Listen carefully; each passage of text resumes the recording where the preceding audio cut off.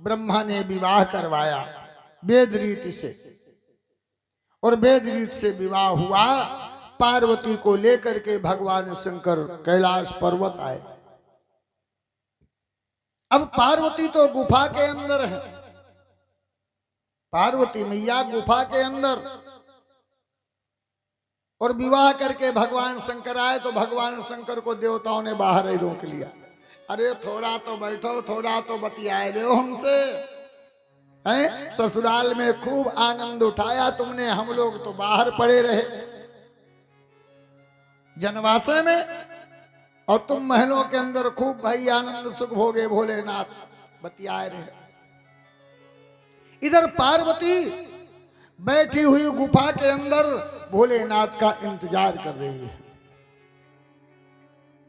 देखिए वेद कहता है कि जब लड़का और लड़की यानी वर और दुल्हन ये दोनों वैवाहिक जीवन में बंध जाते हैं तो उनको वर को ना तो पत्नी के बिना चैन हो आता है और ना उस देवी को पति के बिना चैन।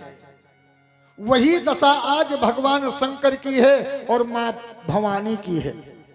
मां भवानी भगवान शंकर का इंतजार गुफा के अंदर कर रही हैं और इधर भगवान शंकर भी लालायित हो रहे हैं पार्वती से मिलने के लिए, लेकिन देवता घेरे बैठे हैं। अब देवताओं से ये भी नहीं कह पा रहे भगवान शंकर, भाई तुम जाओ अपने अपने घरों को, हमको पार्वती से मिलना है, ये भी तो नहीं कह सकते। तो आखिर में हुआ क्या, एक बार उठ करके चले भगवान शंकर, लेकिन अरे आगे बढ़कर फिर देवों ने, आगे बढ़कर फिर देवों ने है रोक लिया शिव शंकर को।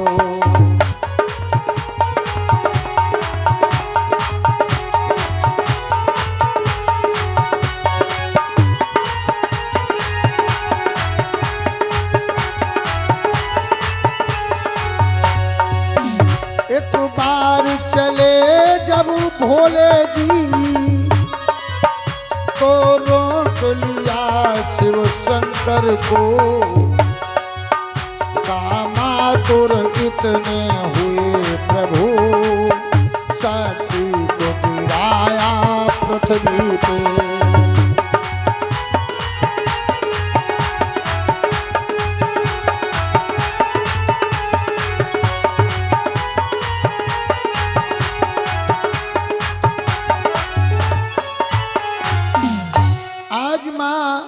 पार्वती से मिलने के लिए चले, उठ करके खड़े हुए देवताओं ने फिर रोक लिया।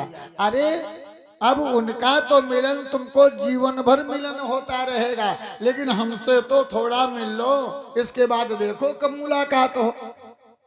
लेकिन भगवान शंकर इस समय पर इतने कामातुर हो गए कि उनका ओज, उनके शरीर की शक्ति इतनी प्रबल हो गई कि इनके मस्तक से पसीने के रूप में पृथ्वी पर गिर गई।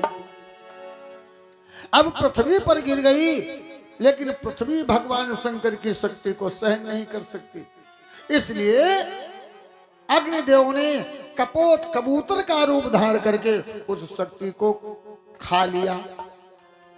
अब जब शक्ति को खा लिया, हाय अब होता क्या है, उस शक्ति को खा तो लिया, इधर देवता सब चले गए।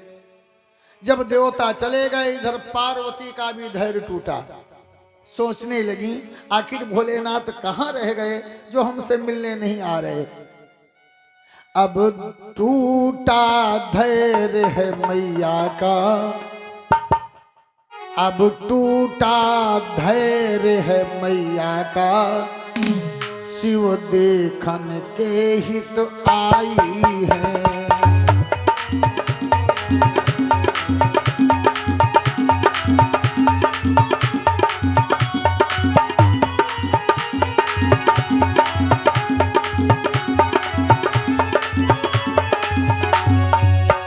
अब टूटा धैर्य है माता का,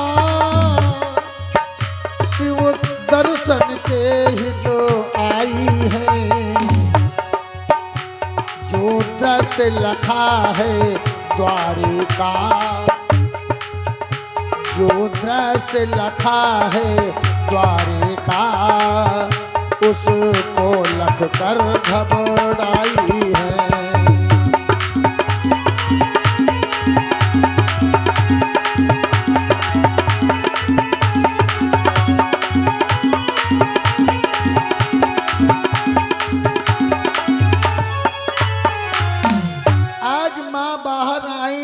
निकली, सोचने लगी देखें आखिर भोलेनाथ रुक कहां गए।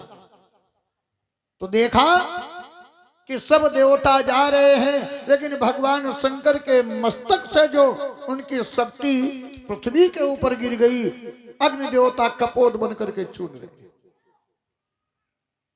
बहुत अपार कष्ट हुआ मां पार्वती को।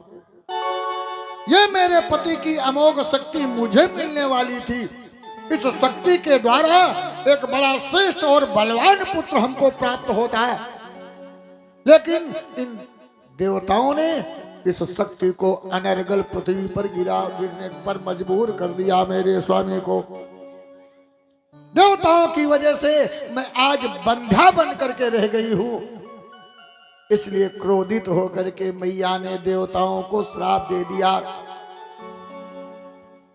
और अग्निदेव को भी श्राप दिया कि ऐ अग्निदेव, तो कपोत का रूप धारण करके भगवान शिव की अमोघ शक्ति ग्रहण कर रहा है, जाओ मैं तुझे आज से श्राप देती हूं, तो सर्वभक्षी हो जाएगा, तो सब कुछ खाएगा आज से। और देवताओं, तुम्हारी वजह से मैं बंध्या हो गई हूं, क्योंकि वो शक्ति मुझे मिलती, अमोघ पुत्र प्राप्त होता। देवताओं, तुम्हारी वजह से मैं बंध्या बनी हूं, जाओ समस्त देवता तुम्हारे उदर में गर्भ स्थित हो जाए। ये पार्वती मैया ने देवताओं को श्राप दे दिया। अब सब देवताओं के उदर बढ़ने लगे, सब देवताओं के अंदर गर्भ स्थित हो गया। अब देवता सोचने लगे अब तो गजब, अब क्या करें। भगवान शंकर से रोए गिड़गिड़ाए। भगवान शंकर कहने लगे अब हम क्या बताऊं मैं, जाओ भैया जाओ इसका दमन कर दो। समस्त देवताओं ने जाकर के हिमालय पर्वत पर उसका दमन कर दिया, उल्टी कर दी। और जब उल्टी कर दी, उल्टी करने के बाद वो शक्ति एक जगह स्थिर होकर के गंगा जी में बह चली। गंगा मैया सोचने लगी भगवान की शक्ति धारण करने का हमको अवसर प्राप्त हो गया, लेकिन भगवान शंकर की शक्ति को मां गंगे भी धारण नहीं कर पाई। जब वो नहीं धारण कर पाई, इधर धीरे धीरे माघ का महीना आ गया। इत माघ महीना आया है और हैं जगे जगे ऋषि पहुंच रहे।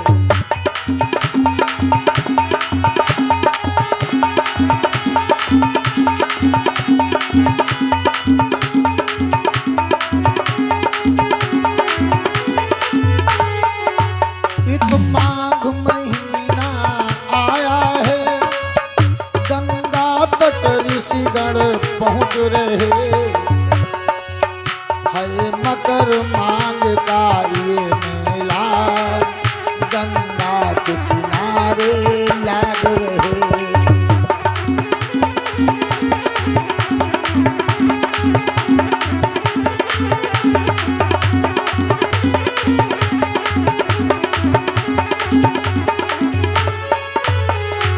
आज क्या होता है कि माघ महीना है और माघ महीना में जहां देखो गंगा जी के किनारे कहीं वहां रामनगरिया लगी, कहीं वहां लगी, कहीं वहां लगी। मकर स्नान के लिए सप्तऋषि जाकर के पहुंचे। सप्तऋषि पहुंचे तो सप्तऋषि की पत्नियां भी उनके साथ में। और एक बात और है, देखो भाई तीर्थ यात्रा करने जाओ तो अकेले कोई मत जाओ। अगर भगवान ने जोड़ा बनाया है माता जी तो दोनों लोग जाओ, तो तुमको पूर्ण रूपेण पूर्ण मिलेगा। है, और ना ही तो अधूरा, कोई लाभ नहीं। कोई दान करो, दोनों लो। किसी देवता के दर्शन करो, दोनों लो। तीर्थ यात्रा करो, दोनों लो। अगर हाउ तो नहीं कोई जन बटाई ले कहे तो द्वारक बटाई चलाओ हमारे संग, है ना, कोई पुण्य नहीं। अगर अकेले हो गए तो अकेले, और यदि दोनों लोगों ने भगवान ने जोड़ा बरकरार रखा है तो दोनों लोग जाओ। तो ऋषि लोग सप्त ऋषि स्नान करने गए, अपनी अपनी पत्नियों को लेकर के गए, और माह महीने में जाड़ा तो होते हैं। अब वो सप्त ऋषियों की सातों पत्नियां एक साथ गंगा नहाए पहुंची। सवेरे 4 बजे स्नान करते हैं सब लोग मकर में। तो आज सातों देवियां स्नान करने के लिए गई, स्नान करने के लिए गई। और माह महीने में जाओ गंगा स्नान के लिए, तो स्नान करे के बाद में आगी न तापो। अगर गंगा स्नान करने के बाद हो जला के आगी बारो तापे तने आगे, तो तुमने यदि अग्नि ताप ली तो तुमने जितना पाप धोया नहीं उससे ज्यादा पाप तुम्हारे सर पर चढ़ जाएगा। एक ने अग्नि नहीं तापी और 6 मारी कांपे लागी, हाय मर जाइबो नहीं तो आगे तपा। 6 कृतिकाओं ने अग्नि तापी। गंगा मैया के अंदर वो तो शिव की शक्ति थी, वो रोक नहीं पाई। वो पाप उन 6 कृतिकाओं के उदर में समाविष्ट कर दिया मां गंगा ने। अब पति का साथ भी नहीं किया, 6 ऋषि पत्नियों के उदर में गर्भ स्थित हो गया। अब ये सोचे लगी हाय अब क्या करें। लेकिन यह जब 6 ऋषियों को पता चली तो उन्होंने देखा योग बल से, अरे मैंने तो तुम्हारा साथ भी नहीं किया और तुम्हारे उदर में गर्भ, अब तुम मेरे योग्य नहीं हो। ऋषियों ने उनको त्याग दिया। देखिए आप लोगों को एक बात बताएं, हम लोग कभी कभी बड़ी उद्दंडता कर जाते हैं कि कभी कभी माताओं बहनों के जो कदम डगमगा जाते हैं, हम लोग क्या करते हैं, उनका वध कर देते हैं। ये पाप लेते हो सर पर, नहीं करना चाहिए। हमारे वेद प्रमाण देते हैं यदि ऐसा हो गया तो उनका त्याग कर दो कि अब तुम मेरे योग्य नहीं हो, चाहे जहां जाओ।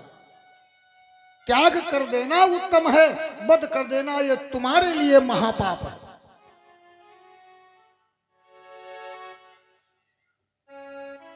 ये जघन्य अपराध कर रहे हो यदि ऐसा करते हो। परित्याग कर दो।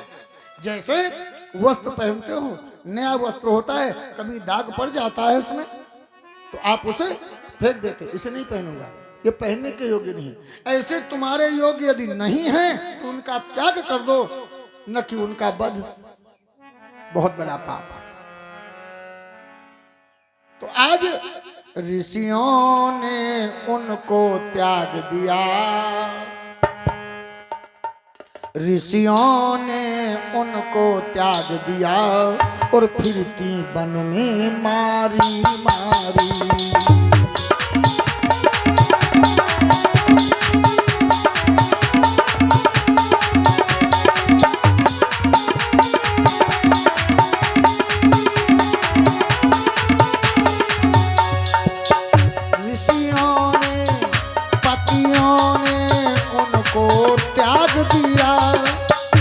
फिरती वन में मारी मारी, सोचती है वो अपने दिल में, कैसी आई ये किस्मत भारी।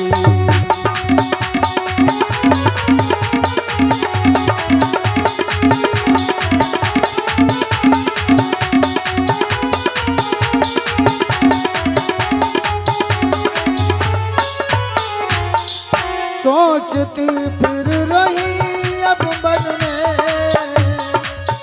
कैसी आई किस्मत ख्वारी। सोचती फिर रही वो मन में, कैसी आई किस्मत ख्वारी। किसको जाऊं और काह करूं, कितको जाऊं और काह करूं, किस्मत मेरी आई ख्वारी।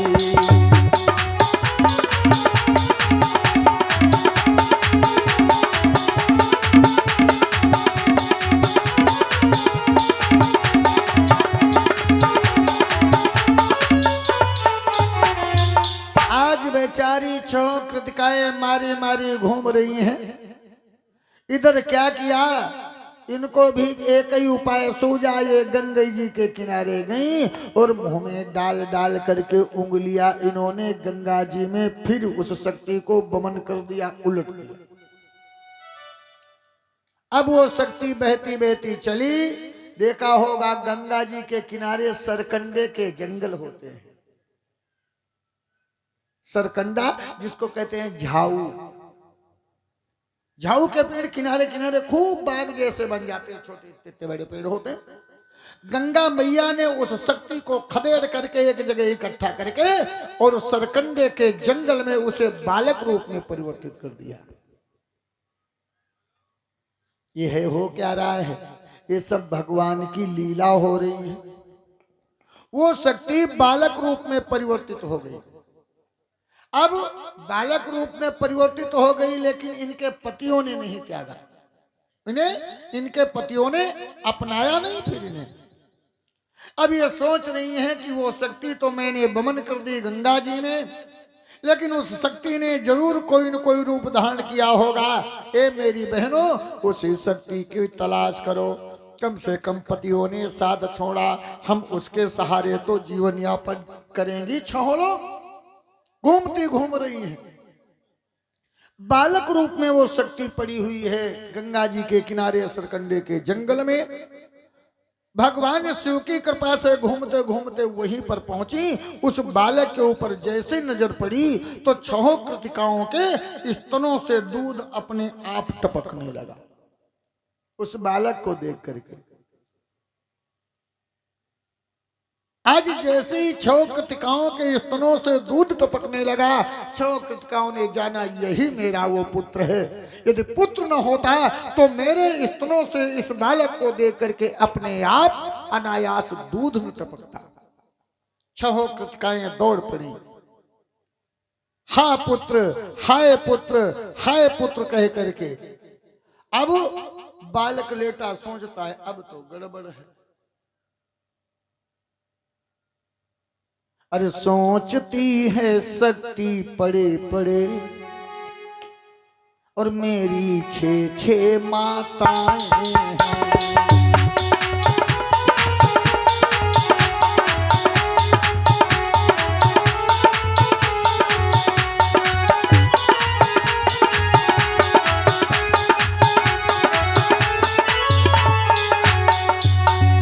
सोचती है शक्ति पड़ी पड़ी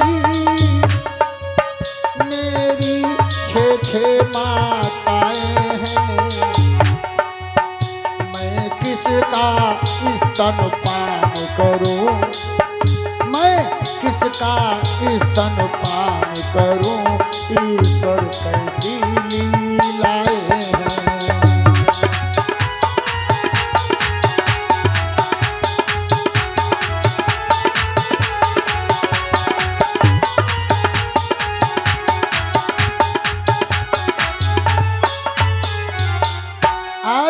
बालक रूपी शक्ति सोच रही है, छह माताएं दौड़ रही हैं मेरे साथ तरफ एक साथ, लेकिन माताएं छह हैं और छहों माताओं के स्तनों से दूध टपक रहा है, लेकिन मुंह हमारा एक है। तो एक मुंह से एक माता का ही तो स्तनपान कर सकता हूं।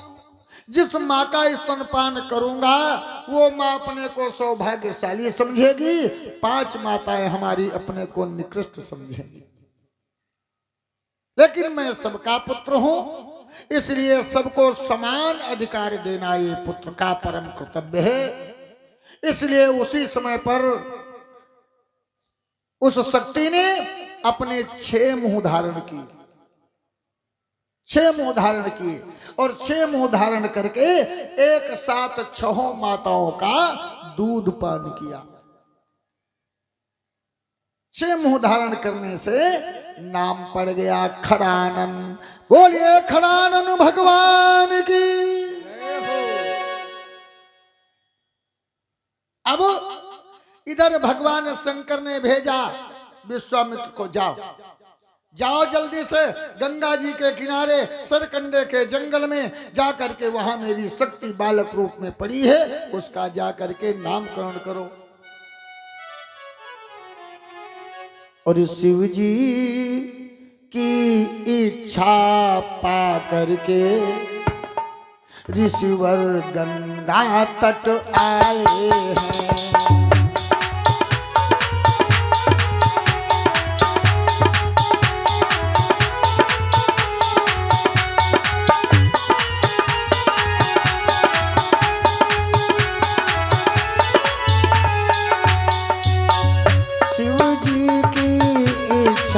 के द्वारा ऋषिवर गंगा तट आए हैं। उस साथी के ढिलो जा करके मंगलमय वचन सुनाए हैं।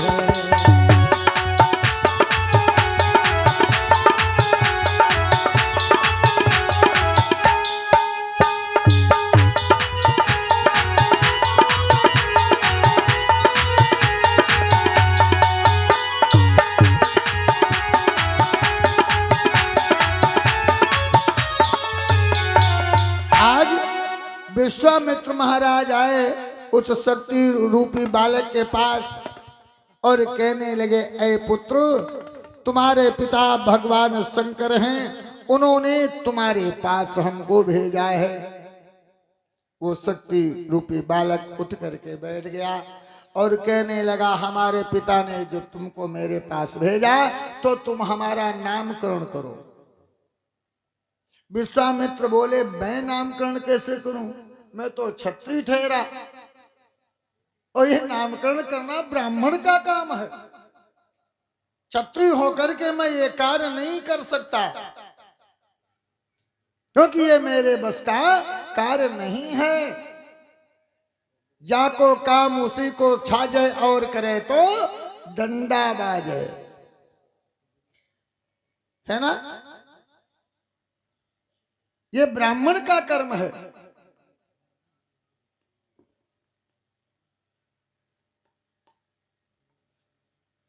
विश्वामित्र कहने लगे, मुझे ये पद नहीं है,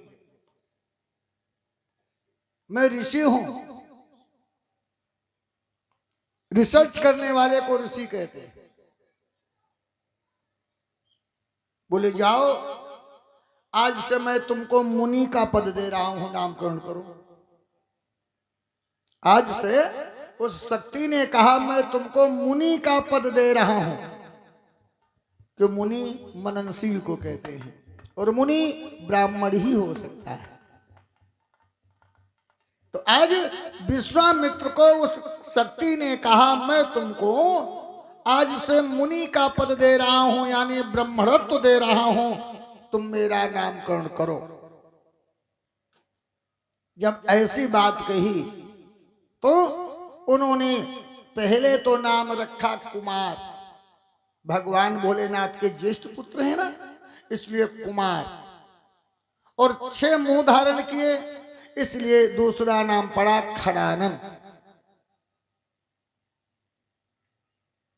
आए, नामकरण किया, नामकरण करके और विश्वामित्र महाराज ला करके शंकर और पार्वती को खड़ानन भगवान को समर्पित कर दिया। ठीक, पहला पुत्र प्राप्त हो गया। अभी तारक तो सुर मस्ती काट रहा है। ठीक, इधर एक दिन, काफी दिन हो गया, एक दिन भगवान शंकर मैया पार्वती में कुछ अनबन हो गई। इस कौनो ना जे कि कबहू मन मोटाव थोड़ा बहुत हो जाते घर में, है ना। अरे कुछ ना खाली मन तने हल्ले कह दी, लड़कने के पीछे हल्ला कह दे, लोग गाल फुला ले, हम बोले बोना तुम तक। यही दशा हो गई पार्वती शंकर में। भगवान शंकर ने जब देखा पार्वती ज्यादा क्रोधित है, तो तुमका एक बात और बताई, लड़ाई बराबर का। जब तुम्हारो टेम्परेचर बढ़े तब तुम चुप हो जाओ, तुमका सुनाता ना तुम्हारे वहां जी भाई ना, तो दरवाजे अपने आप चुप हो जाए। और जितने खन इनको पावर बढ़े उतने खन तुम घत्ते निकल जाओ, ले चिल्लाओ खो सुनी बोलना, कोई बात नहीं, इतनी देर बाद टाइम फिर से सब मामला। और जो हका तो होती दोनों घाते टेम्परेचर हाई हुआ तो क्या हो, तो बिजली तरह फाल्ट हो जाए करी, ट्रांसफार्मर भस।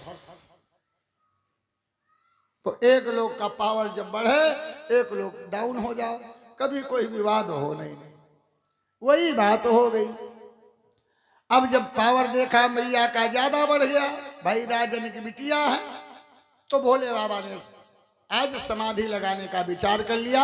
नादिया से कहा, नादिया मैं समाधि ले रहा हूं, अपनी मैया के ऊपर नजर रखना। बोलो ठीक है। भोलेनाथ समाधिस्थ तो हो गए, नादिया बैठा सामने, भोलेनाथ का ध्यान करते करते उसने भी समाधि लगा ली। इधर मैया पार्वती ने अपनी सहेलियों को बुलाया और कहने ए आओ चलें। बोली कहाँ? अरे चलो कहीं। कहाँ चलोगे? हमारा मन नहीं लग रहा, चलो मेरे साथ। अरे कहाँ बताओ तो। सहेलियों से पार्वती मैया बोली देखो जब मायके में थी तो हमारे मायके में खूब नदियां हैं और उन नदियों में खूब पैर पैर करके केल करती थी जल में, चलो कहीं जल के अंदर खूब नहाऊंगी, केल करूंगी। चलो अब निकल चली सहेलियों को लेकर के, लेकिन सहेलियों को लेकर के कैलाश पर्वत पर घूम रही, कोई सरोवर ही नहीं मिल रहा। दासियां बोली यहाँ कोई भी सरोवर नहीं है। बोली है, आंख बंद करो। आंख बंद की, आंख बंद किया, हुआ क्या? अरे माता ने अपनी शक्ति से, माँ पार्वती ने, मैया ने अपनी शक्ति से एक सुंदर झील बनाई है।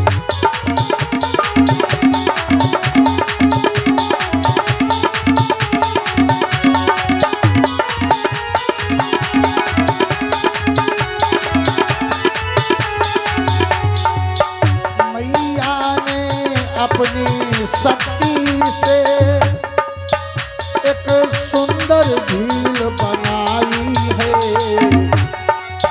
नाना प्रकार के पुष्प खिले, हंसों की बात सुहाई है।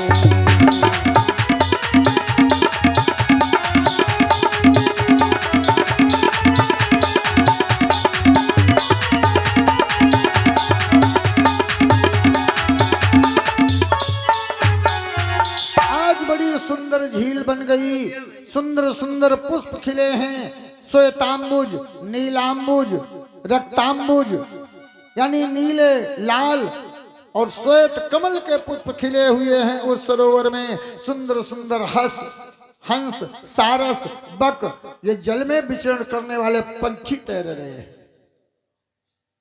चारों तरफ दीवार उठ गई है माया की, चार कोनों पर विशाल मंदिर बन गए और चारों मंदिरों में भगवान शिव की प्रतिमा है।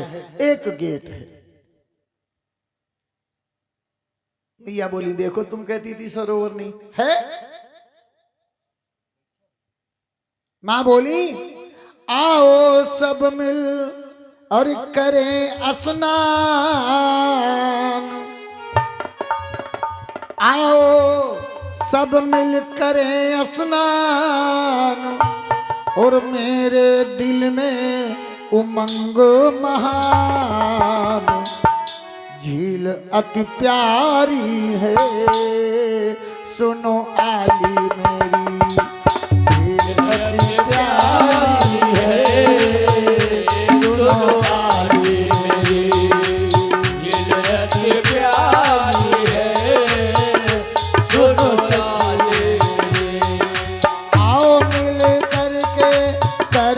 स्नान दिल में मेरे बड़ी अरमान,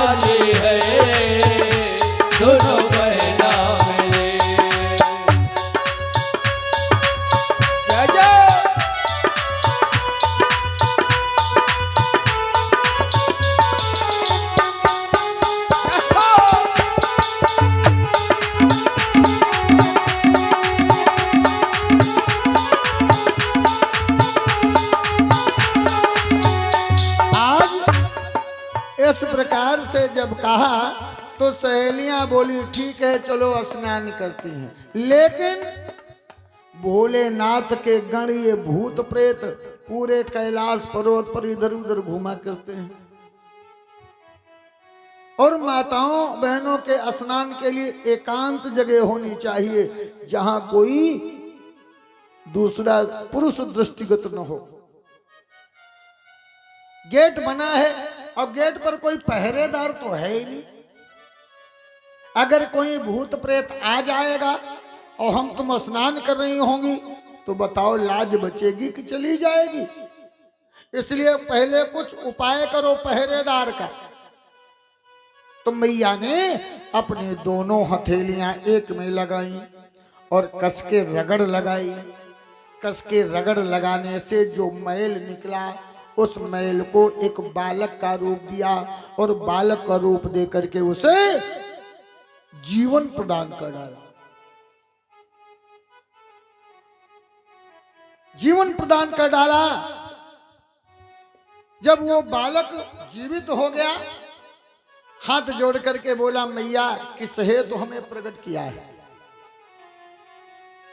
मैया बोली सुनो मैंने तुम्हें किस लिए प्रकट किया। हाँ बताओ। मां पार्वती कहती हैं कि ऐसा करो तुम बड़े प्रेम के साथ इस गेट पर बैठो, इस गेट पर जाकर के बैठो, कोई अंदर न आने पावे, मैं स्नान करने जा रही हूं। कोई भी हो अंदर मत आने पावे। आज वो बालक कहने लगा मैया चलो हम तो बैठे गेट पर, मना करेंगे अगर किसी के हाथ में कोई अस्त्र शस्त्र हुआ तो कैसे लड़ेंगे। तो मां ने एक माया से एक मुकद्दर दे दिया इतना बड़ा। बोले लो बेटा ये डंडा लेकर के बैठ जाओ, यही तुम्हारे लिए काफी है। बोले तो डंडा है।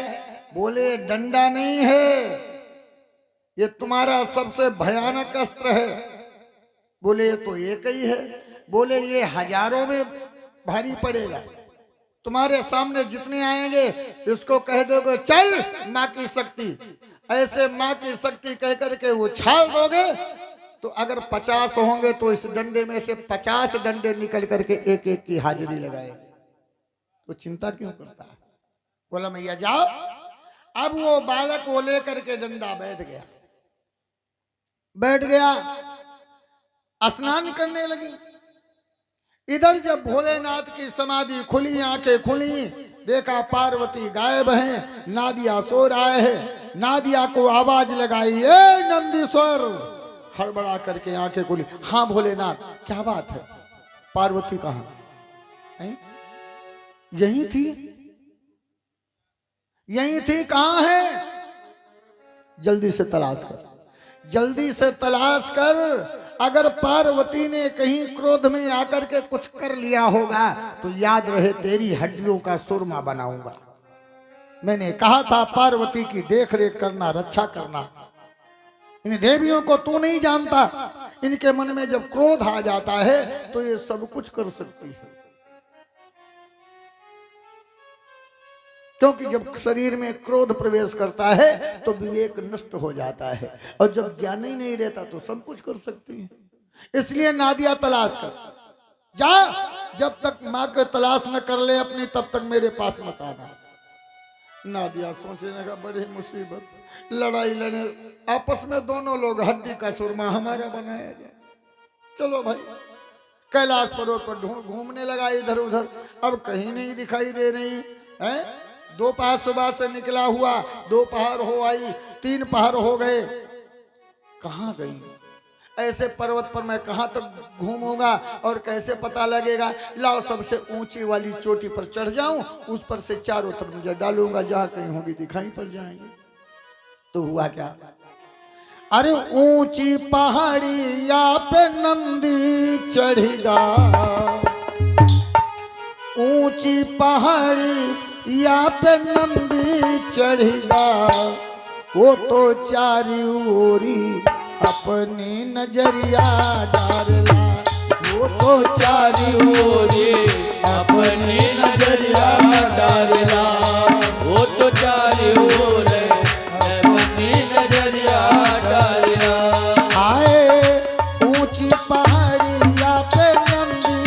चढ़िगा ऊंची पहाड़िया पे नंगे चढ़गा वो तो चारी ओरी अपनी नजरिया डारला वो तो चारे ओरे अपने नजरिया डालेला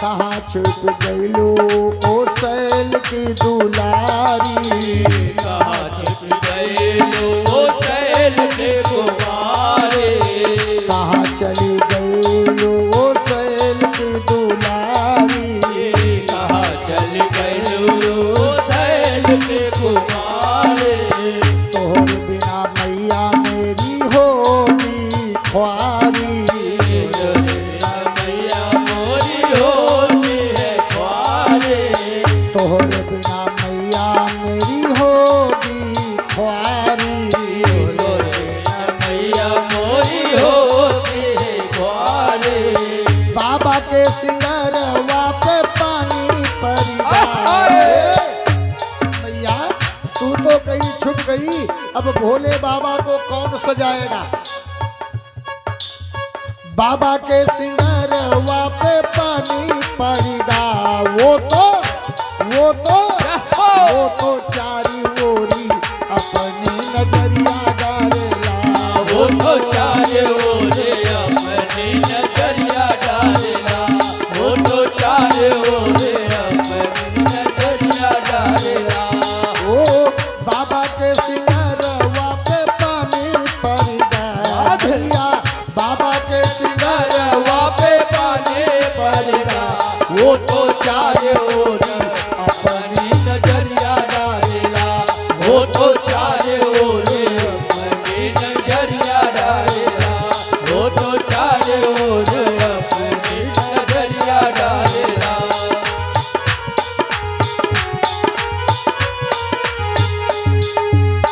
हम हूँ दुखी दुखी भोले का करे जवा बहुत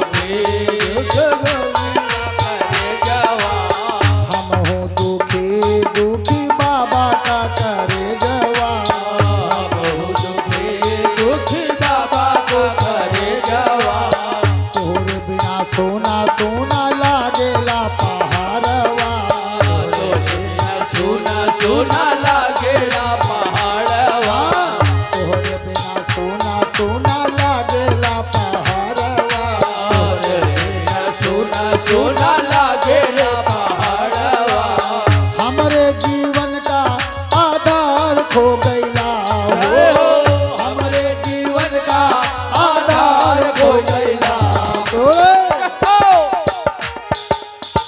ऊंची पहाड़िया पे नंदी चढ़ेगा वो तो चारी ओरी अपनी नजरिया डालेला वो तो चारे ओरे अपनी नजरिया डालेला वो तो चारे ओरे अपनी नजरिया डालेला वो तो चारी ओरी अपनी नजरिया डालेला वो तो चारे ओरे अपनी नजरिया डालेला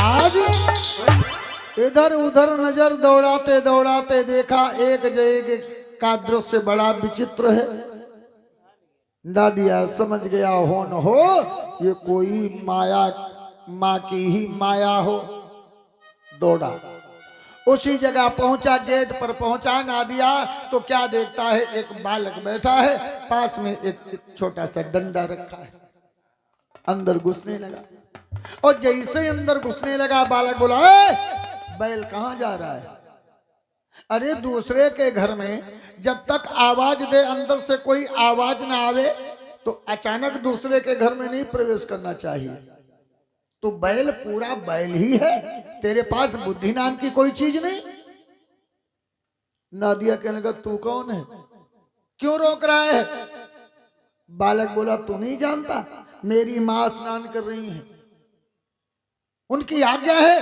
कोई अंदर नहीं जा सकता। अच्छा अंदर जाऊंगा तो क्या करेगा? बालक बोला जो करूंगा मैं नहीं करूंगा, ये डंडा करेगा, हम क्या कर पाएंगे तुम्हारा। इसलिए बैल हो तो बैल की तरह हो रहो, वापस जाओ, अंदर प्रवेश करने का हट मत करो, साहस मत करो। अच्छा जा रहा हूं, ले तुझे रोकना हो रो। उठाया मुगदर बालक ने, कहा अभी मान जाओ। बोले नहीं मानता, जा रहा हूं, चल मां की शक्ति। जैसे वो मुगदर फेंका, अब एक था ना, लेकिन नादिया थोड़ा लंबे चौड़े थे। मुगदर ने सोचा एक से काम नहीं चलेगा, इसके ऊपर दो बनो। अब उस एक मुगदर से दो मुगदर बन गए, एक मुंह तोड़े लाग, दूसरो पीठी ना खरे लाग। अब नादिया भागे भागे घूमे, मुगदर मुंह पर जुटाए, को पट पट पट पट के पीठी पर बदबद मची। वो मार मारी नादिया को कि थोड़ी देर में नादिया बेहोश होकर के गिर गए। जहां गिर गए दोनों मुगदर ऊपर ही टंगे। नादिया परे परे धीरे आंखें खोल के देखे, हैं हाँ ये तो दोनों भाई ऊपर ही टंगे, कहूं उठ के ठाड़े फिर ना जुट पर है। ए लेट गया आंख बंद करके। जब उस बालक ने जाना अब अचेत हो गया, बालक ने कहा चल मां की शक्ति वापस आ।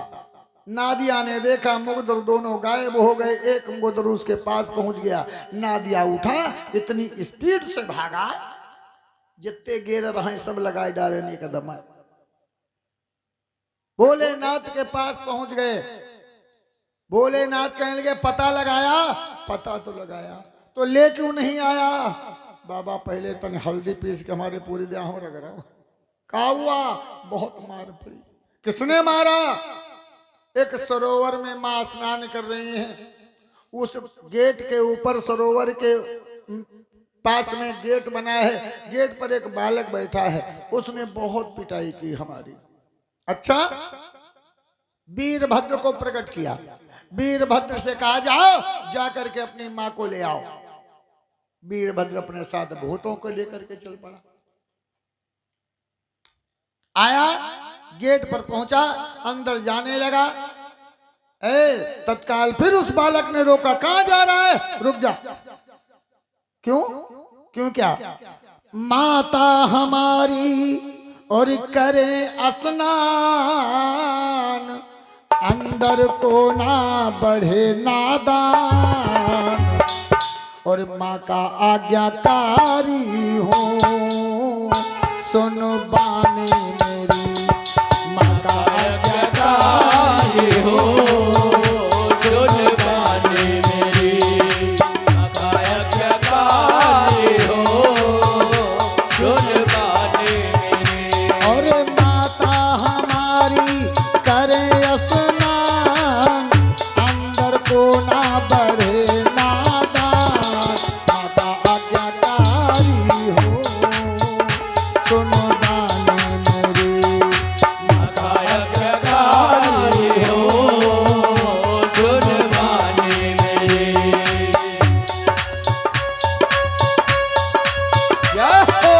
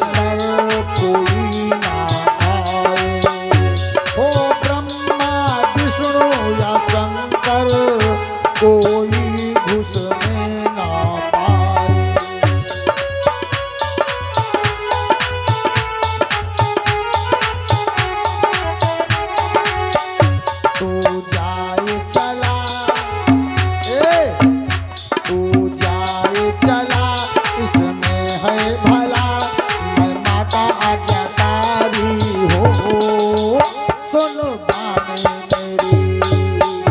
आज्ञाकारी हो, सुन बाने मेरी। हाय माता हमारी करे स्नान, अंदर को ना बढ़े नादान, माता आज्ञाकारी हो, सुन बाने मेरी। आज्ञाकारी हो, सुन बाने मेरी।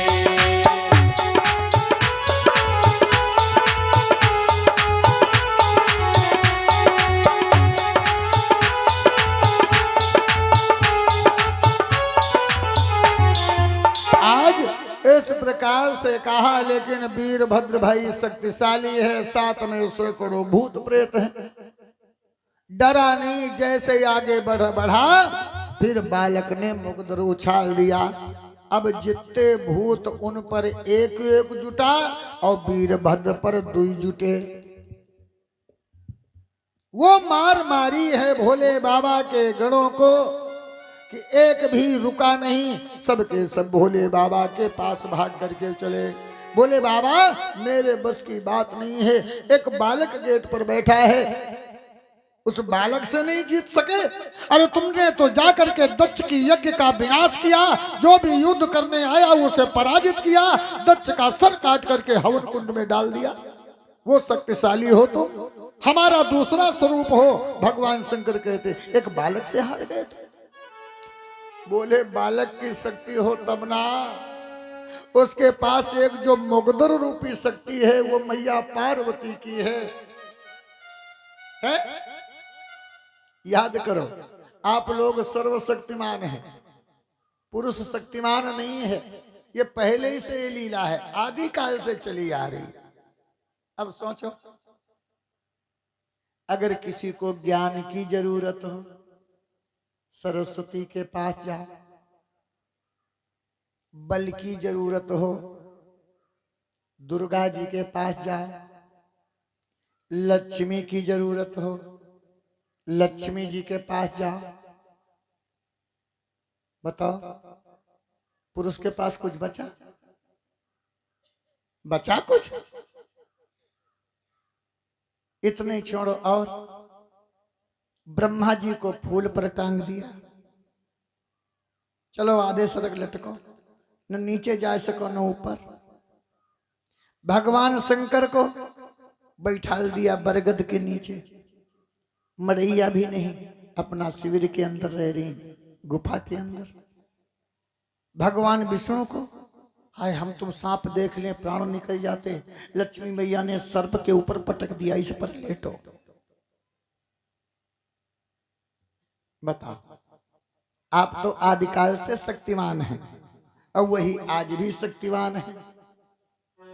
आदिकाल से शक्तिमान है, आज भी शक्तिमान हो। कॉलोनी तुम्हारे नाम, गैस सिलेंडर तुम्हारे नाम, राशन कार्ड तुम्हारे नाम, लेटरिन तुम्हारे नाम, सब तो तुम्हारे नाम है। हमारे नाम है क्या? नौकर हूं आपका, मर्जी आवे रोटी दो, मर्जी आवे कान पकड़ के भगा दो। आदिकाल से चल रहा है। तो आज वही बात कह रहा है वीरभद्र, आपकी शक्ति विफल हो गई मां की शक्ति के आगे।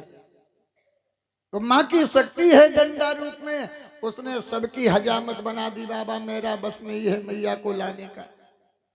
इतने ही मैया से प्रेम करते तो लड़े का है, मैं नहीं जाने वाला, ये लो अपना अस्त्र शस्त्र। भोलेनाथ बोले तुम नहीं तो अब हम जा रहे। वीरभद्र कहने लगा जाओ बाबा, हम तो जवान थे, जवानी में मार बर्दाश्त कर गए, लेकिन तुम्हारा बुढ़ापा है, ऐसा न हो तुम्हारा बुढ़ापा बिगड़ जाए। अगर वो मुकद्दर लड़का उठाए उससे पहले कुछ कर लेना तो कर लेना, और कहीं मुकद्दर उठ गया फिर बुढ़ापा तुम्हारा सफल हो जाएगा। ठीक है। भोले बाबा चले लेकर के त्रिशूल, और भोलेनाथ के पास त्रिशूल। अच्छा एक बात बताओ, भोले बाबा त्रिशूल काहे रखते? और त्रिशूल में तीन ही शूल काहे? 3 फल होते ना त्रिशूल में, काहे?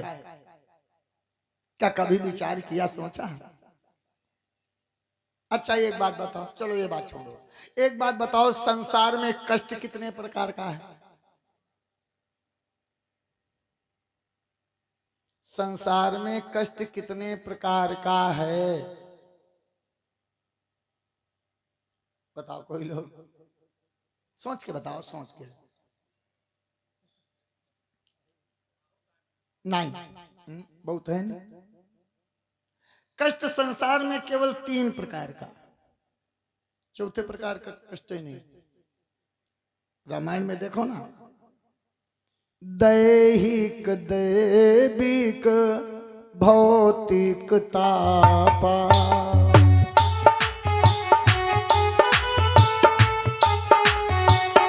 संसार में 3 ही प्रकार का कष्ट है, दैहिक दैविक भौतिक तापा, राम राज नहीं काहुई व्यापा।